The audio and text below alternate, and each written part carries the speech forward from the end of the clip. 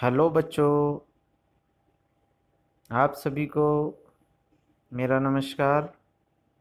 आज की इस वीडियो में मैं आपके लिए लेके आया हूँ 8th क्लास की साइंस में पहला पाठ है जो फसल उत्पादन एवं प्रबंधन, उसका सेकंड भाग करेंगे।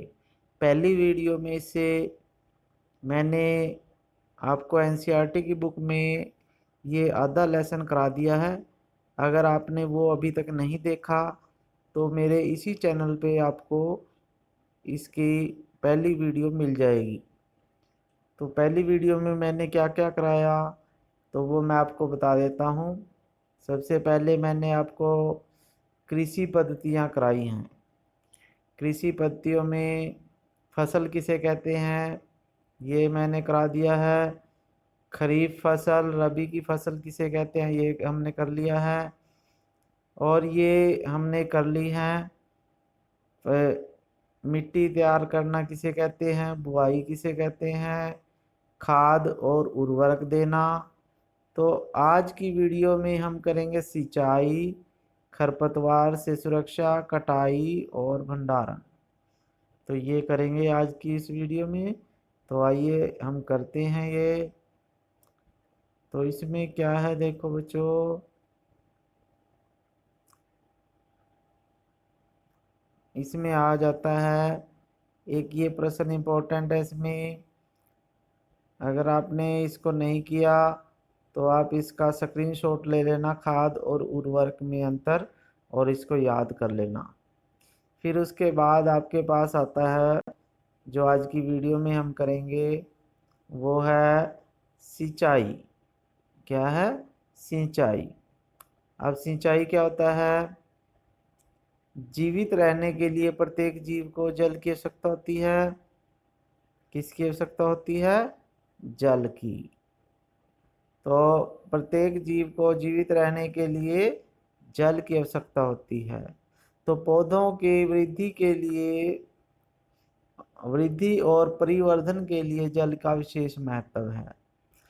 पौधे की जड़ों द्वारा जल का अवशोषण होता है। तो पौधे जो है जल का अवशोषण कैसे करते हैं? जड़ों के द्वारा, जिसके साथ खनिज पदार्थ और उर्वरक भी अवशोषित कर लिए जाते हैं।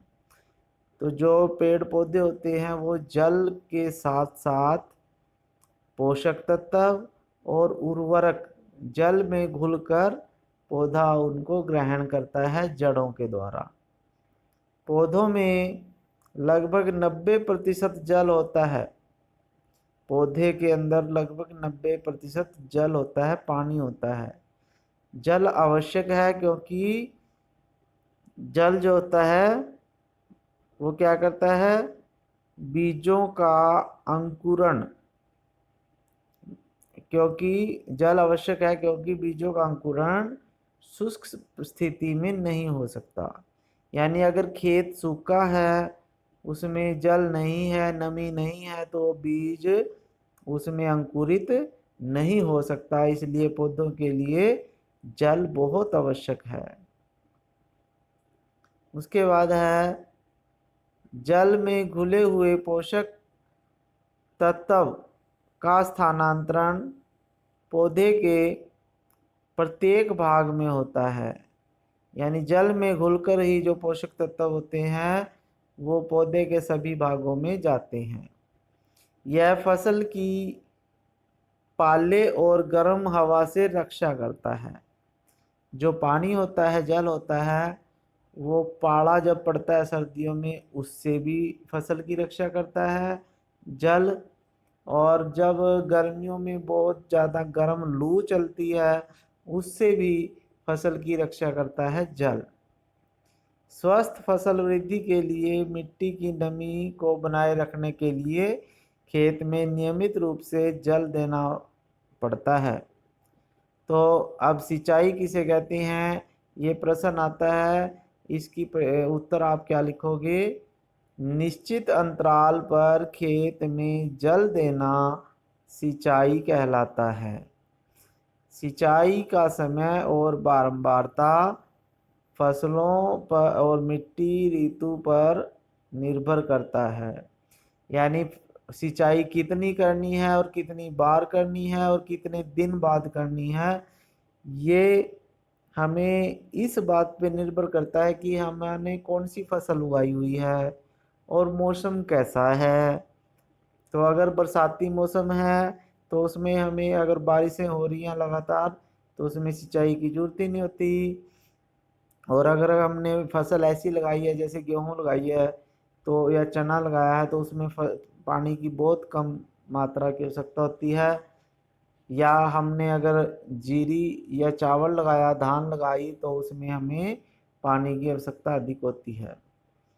तो गर्मी में पानी देने की बारंबारता अपेक्षाकृत अधिक होती है। यानी गर्मियों में जो मौसम होता है, गर्मियों में जो फसल होती है उसमें हमें अधिक पानी देना पड़ता है और बार बार देना पड़ता है। ऐसा क्यों? क्या मिट्टी और पत्तियों में जल वाष्पन की दर अधिक होने से हो सकता है? तो ये पूछता है कि ऐसा क्यों होता है कि अधिक सिंचाई की आवश्यकता होती है। तो इसमें आपने देखा, सिंचाई किसे कहते हैं? निश्चित अंतराल पर खेत में जल देना सिंचाई कहलाता है। तो ये सिंचाई की परिभाषा है, आपने नोट करनी है। और गर्मियों में जो पानी देते हैं वो अधिक देते हैं और बार बार देते हैं। तो इसका क्या कारण हो सकता है? क्योंकि गर्मियों में जो है वाष्पीकरण अधिक होता है। फिर सिंचाई के स्रोत, यानी हम सिंचाई किस किस से दे सकती हैं फसलों में, तो उसे सिंचाई के स्रोत कहते हैं। सिंचाई के स्रोत हैं कुएं, न जलकूप। जलकूप का मतलब ट्यूबवेल, तालाब, झील, नदियाँ, बांध, नहर आदि जल के स्रोत हैं। तो जहाँ भी जिस भी रूप में पानी उपलब्ध है हमें उसी रूप में वहाँ सिंचाई करनी पड़ती है। अब ये है जैसे कुएं से क्या कर रहा है ये, अब ये देखो कुएं से की सहायता से, ये वाला चित्र है जो कुएं से जो है जल की वो सिंचाई कर रहा है फसलों की, इसे मोठ कहते हैं। और ये इस तरह से चलती है, जैसे दूसरा चित्र देखो, एक ये भी पहले ज़माने में होते थे ये चेन पंप कहलाते थे इसको। ये चेन से चलता है, घुमाते थे इसको। फिर ये है डकली, डेकली। ये वाला जो है आपके पास, ये डेकली है, डेकली। तो इससे क्या करते थे, पानी निकालते थे कुएं में से। फिर उसके बाद ये है हमारे पास रहट। क्या बोलते हैं इसको? रहट। इससे जो बैल है ये इसको घुमाता है ऐसे, और ये भी ऐसे घूमता रहता है और पानी बाहर आता रहता है। तो इसे क्या बोलते हैं हम? रहट।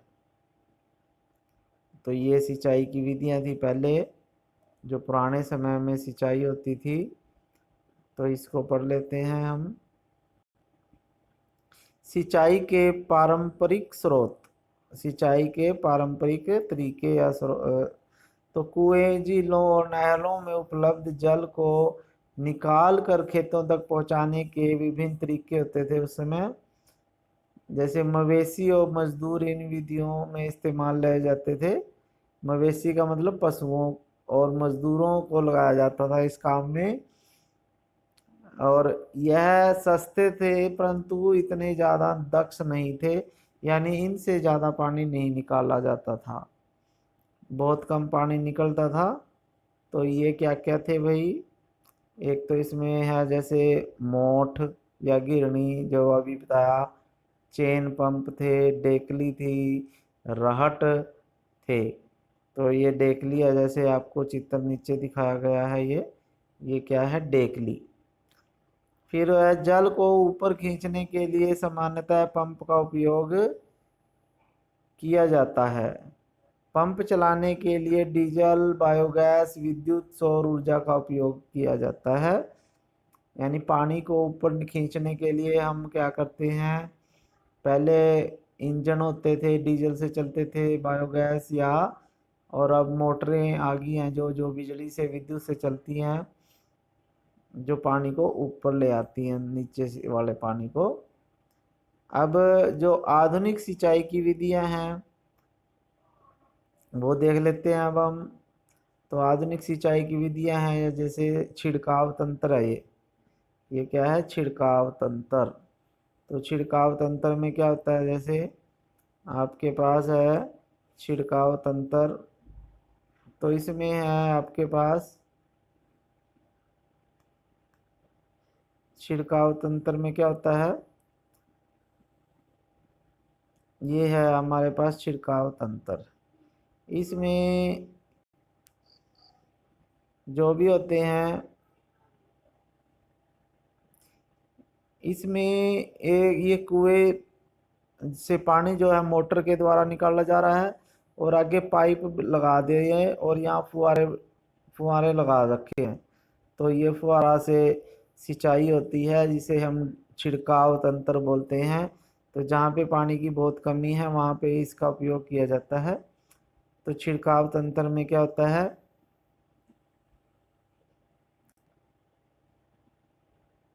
छिड़काव तंत्र में ये है छिड़काव तंत्र। तो ये है सिंचाई की आधुनिक विधियाँ। तो ये सबसे पहली विधि है छिड़काव तंत्र। तो इस विधि में क्या होता है, इस विधि का उपयोग असमतल भूमि पर किया जाता है। जहाँ पे भूमि ऊंची नीची होती है वहाँ पे इसका उपयोग किया जाता है, और यहाँ जल की मात्रा बहुत कम लगती है, और पाइप नलों के ऊपरी सिरों पर घूमने वाली नोजलें लगी होती हैं। यह पाइप निश्चित दूरी पर मुख्य पाइप से जुड़े होते हैं। जब पंप की सहायता से जल मुख्य पाइप में भेजा जाता है तो वह घूमते हुए नोजल से बाहर निकलता है, और छिड़काव जो है पौधे पर इस प्रकार होता है जैसे वर्षा हो रही है। छिड़काव जो है लॉन, कॉफ़ी के खेत और अन्य फसलों में किया जाता है। फिर उसके बाद आता है हमारे पास ड्रिप तंत्र। कौन सा, ड्रिप तंत्र। तो ड्रिप तंत्र क्या है, ड्रिप तंत्र भी, इस विधि में जल बूंद बूंद करके सीधे पौधों की जड़ों में गिरता है भाई। क्या करते हैं इसमें, जो ड्रिप तंत्र होता है इसमें जो पानी होता है बूंद बूंद के रूप में पौधों की जड़ों में ही गिरता है सीधा। तो ये ड्रिप तंत्र है। जैसे इसमें क्या होता है, ये देखो पानी का एक पाइप, ये यहाँ से पानी आया, और ये पाइप जो बिछा हुआ है इसमें छोटे छोटे छेद कर रखे हैं पौधों की जड़ों के पास। तो इन्हीं छेद में से बूंद बूंद पानी जड़ों में गिरता रहता है, जिससे पानी की बर्बादी नहीं होती। तो इससे क्या है, ड्रिप तंत्र कहते हैं।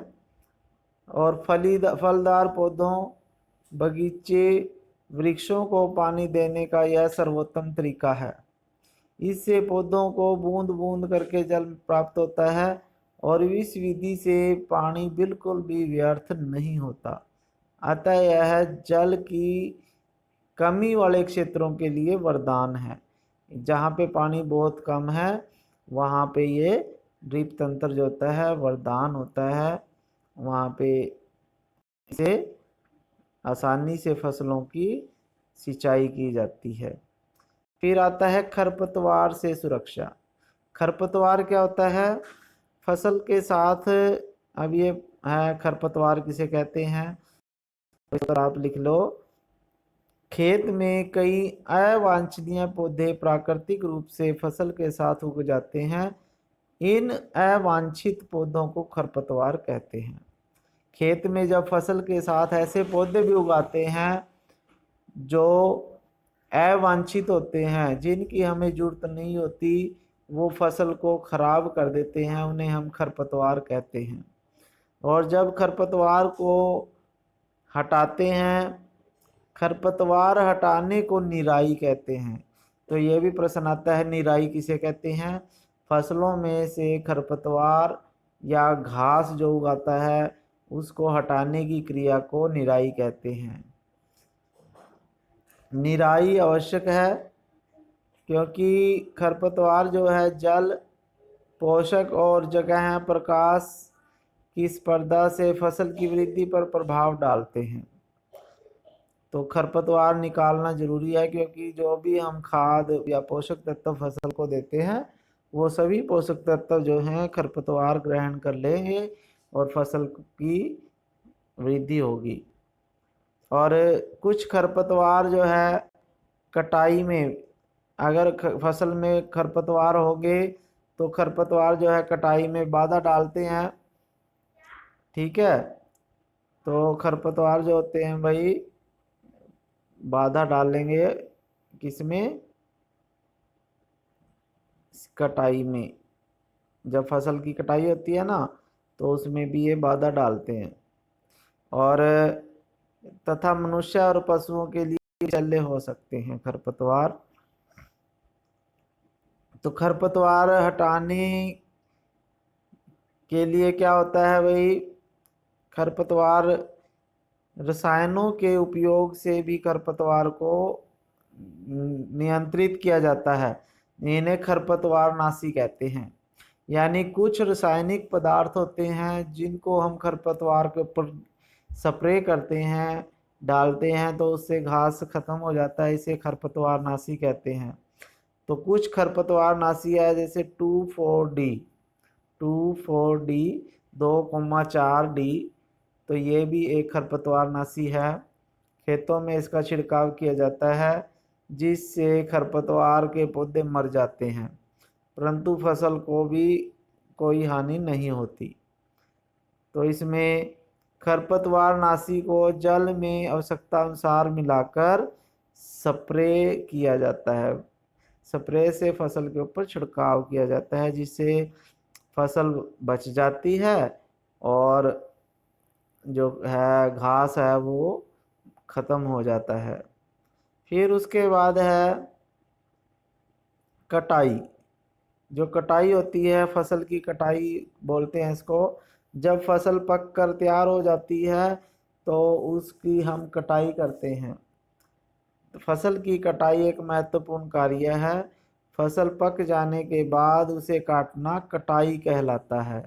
तो अगर आपके पास प्रश्न आए कटाई किसे कहते हैं, तो जब फसल पक कर तैयार हो जाती है तो उसे काटना कटाई कहलाती है। कटाई के दौरान या तो पौधों को खींचकर उखाड़ लेते हैं अथवा उसे धरातल के पास से काट लेते हैं। एक अनाज फसल को पकने में लगभग 3 से 4 महीने लगते हैं। तो हमारे देश में दरांती की सहायता से हाथ से कटाई की जाती है। दांती बोलते हैं इसे, दरांती।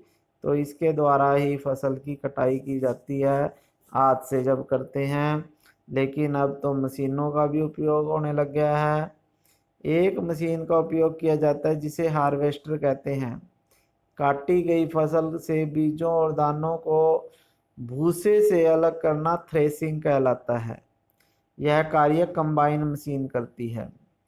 तो हार्वेस्टर क्या काम करता है, ये मशीन जो फसल को कटाई करती है, फसल की कटाई करती है जो मशीन, उसे हार्वेस्टर कहते हैं।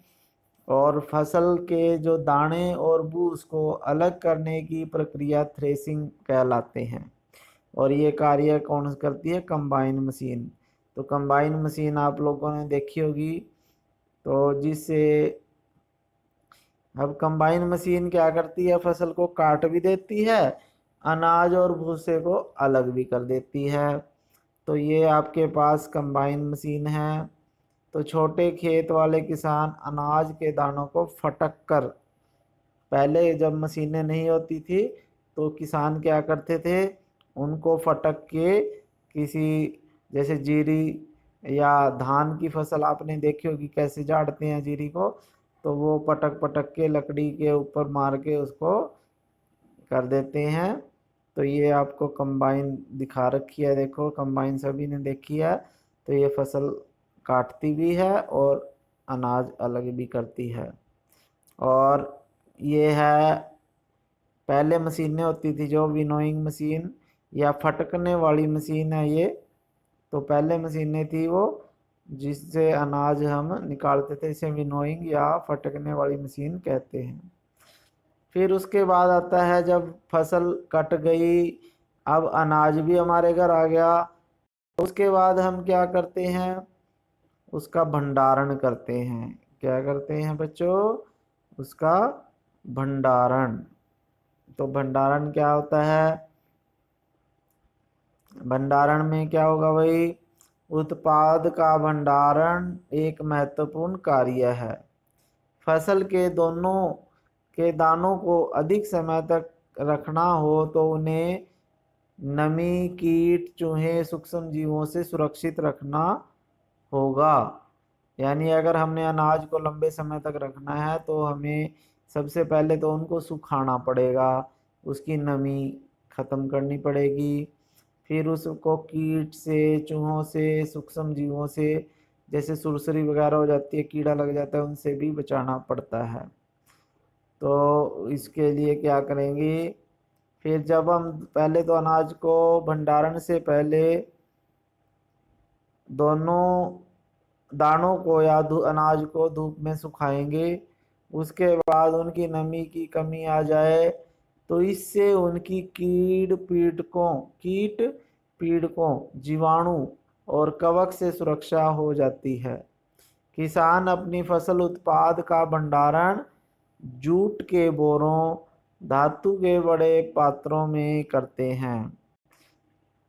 क्या करते हैं किसान, अपना जब अनाज भंडारित करते हैं तो जूट के बोरे होते हैं, बोरियां बोलते हैं जिनको, या कट्टे बोलते हैं, उनमें उसको डाल देते हैं, और धातु से बनी हुई टंकियां होती हैं उनमें डालते हैं।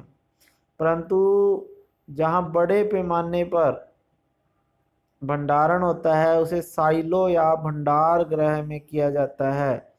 साइलो और भंडार गृह में अनाज को सुखाते भंडारित कर लेते हैं, रख लेते हैं, जिससे उनको, ये अब आपके पास देखो अनाज भंडारण हेतु साइलो। तो ये बड़ी बड़ी कंपनियां जब आती है ना अनाज लेने, या जो सरकारी गोदाम होते हैं बड़े, तो वहाँ पे जो अनाज भंडारण है वो इस विधि से करते हैं, साइलो से।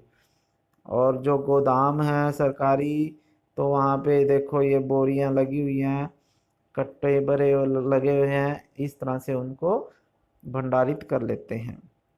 फिर उसके बाद है जो अनाज होता है, अनाज में कीड़े मकोड़ों से बचाने के लिए नीम की पत्तियां डाल देते हैं। नीम की सूखी पत्तियां घरों में अनाज के भंडारण में उपयोग की जाती हैं।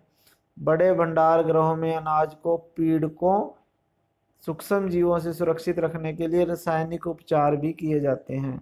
यानी रासायनिक गोलियां भी डाल देते हैं अनाज में, जिससे अनाज को कीड़ा नहीं लगता। ठीक है बच्चों। फिर है जंतुओं से भोजन।